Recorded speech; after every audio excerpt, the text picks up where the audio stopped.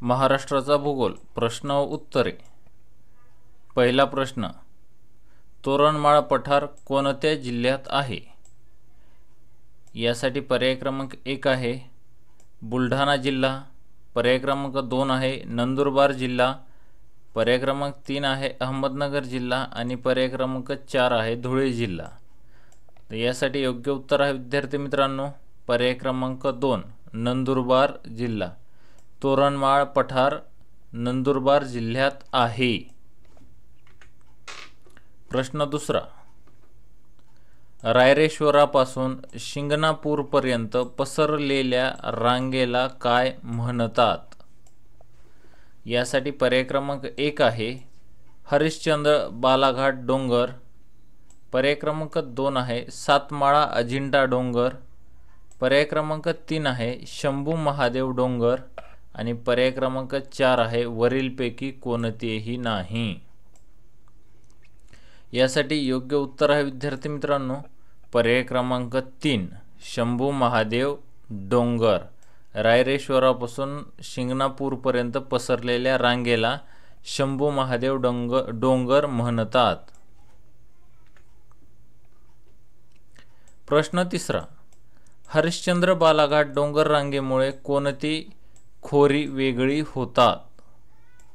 यासाठी पर्याय क्रमांक 1 आहे तापी व गोदावरी, पर्याय क्रमांक 2 आहे भीमा व कृष्णा, पर्याय क्रमांक 3 आहे कोकण व देश आणि पर्याय क्रमांक 4 आहे गोदावरी व भीमा। यासाठी योग्य उत्तर आहे विद्यार्थी मित्रांनो पर्याय क्रमांक 4 गोदावरी व भीमा। हरिश्चंद्र बालाघाट डोंगर रांगेमुळे गोदावरी व भीमा खोरी वेगळी होतात। प्रश्न चौथा, गोदावरी व तापी नद्यांच्या खोऱ्यांना वेगळी करणारे टिंबटिंब आहे। यासाठी पर्याय क्रमांक 1 आहे हरिश्चंद्र बालाघाट डोंगर रांग, पर्याय क्रमांक 2 आहे शंभू महादेव डोंगर रांग, पर्याय क्रमांक 3 आहे सातमाळा व अजिंठा डोंगर रांग आणि पर्याय क्रमांक 4 आहे वरीलपैकी कोणतेही नाही। तर यासाठी योग्य उत्तर आहे विद्यार्थी मित्रांनो पर्याय क्रमांक 3 सातमाळा अजिंठा डोंगर रांग। गोदावरी व तापी नद्यांच्या खोऱ्यांना वेगळी करणारी सातमाळा व अजिंठा डोंगर रांग आहे। प्रश्न पाचवा, तोरणमाळ पठारावरील सर्वात जास्त उंचीचे शिखर कोणते आहे? तोरणमाळ पठारावरील सर्वात जास्त उंचीचे शिखर कोणते आहे? यासाठी पर्याय क्रमांक 1 आहे अस्तंभा डोंगर, पर्याय क्रमांक 2 आहे अजिंठा डोंगर, पर्याय क्रमांक 3 आहे गरमसूर टेकड्या आणि पर्याय क्रमांक 4 आहे भामरागड डोंगर। तर यासाठी योग्य उत्तर आहे विद्यार्थी मित्रांनो पर्याय क्रमांक 1 अस्तंभा डोंगर। तोरणमाळ पठारावरील सर्वात जास्त उंचीचे शिखर अस्तंभा डोंगर आहे। प्रश्न 6वा, गाविलगड टेकड्या कोणत्या जिल्ह्यात आहेत? गाविलगड टेकड्या कोणत्या जिल्ह्यात आहेत? यासाठी पर्याय क्रमांक 1 आहे भंडारा, पर्याय क्रमांक 2 आहे धुळे, पर्याय क्रमांक 3 आहे अमरावती आणि पर्याय क्रमांक 4 आहे जळगाव। यासाठी योग्य उत्तर आहे विद्यार्थी मित्रांनो पर्याय क्रमांक 3 अमरावती। प्रश्न 7वा, धुळे जिल्ह्यात डॅश डॅश आहे खालीलपैकी काय आहे? तर यासाठी पर्याय क्रमांक 1 आहे सुरजा डोंगर, पर्याय क्रमांक 2 आहे दरकेसा डोंगर, पर्याय क्रमांक 3 आहे आंबागड डोंगर आणि पर्याय क्रमांक 4 आहे गाळणा डोंगर।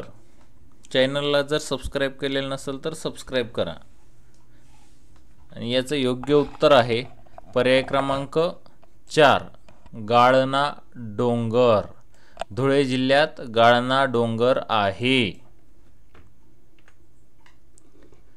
प्रश्न 8वा, बख्खन पठाराचा सर्वसाधारण उतार टिंबटिंब आहे। यासाठी पर्याय क्रमांक 1 आहे उत्तर दक्षिण, पर्याय क्रमांक 2 आहे दक्षिण उत्तर, पर्याय क्रमांक 3 आहे पश्चिम पूर्व, पर्याय क्रमांक 4 आहे पूर्व पश्चिम। तर यासाठी योग्य उत्तर आहे विद्यार्थी मित्रांनो पर्याय क्रमांक 3 पश्चिम पूर्व। बख्खन पठाराचा सर्वसाधारण उतार पश्चिम पूर्व आहे। प्रश्न 9वा, महाराष्ट्र पठाराची पश्चिम पूर्व लांबी किती आहे? महाराष्ट्र पठाराची पश्चिम पूर्व लांबी किती आहे? यासाठी पर्याय क्रमांक 1 आहे 750 किमी, पर्याय क्रमांक 2 आहे 600 किमी, पर्याय क्रमांक 3 आहे 950 किमी आणि पर्याय क्रमांक 4 आहे 500 किमी। यासाठी योग्य उत्तर आहे विद्यार्थी मित्रांनो पर्याय क्रमांक 1 750 किमी। महाराष्ट्र पठाराची पश्चिम पूर्व लांबी 750 किमी आहे। प्रश्न 10वा, दख्खन पठाराची सर्वसाधारण उंची किती आहे? यासाठी पर्याय क्रमांक 1 आहे 350 मीटर, पर्याय क्रमांक 2 आहे 450 मीटर, पर्याय क्रमांक 4 आहे 300 मीटर आणि पर्याय क्रमांक 4 आहे 550 मीटर। यासाठी योग्य उत्तर आहे विद्यार्थी मित्रांनो पर्याय क्रमांक 2 450 मीटर।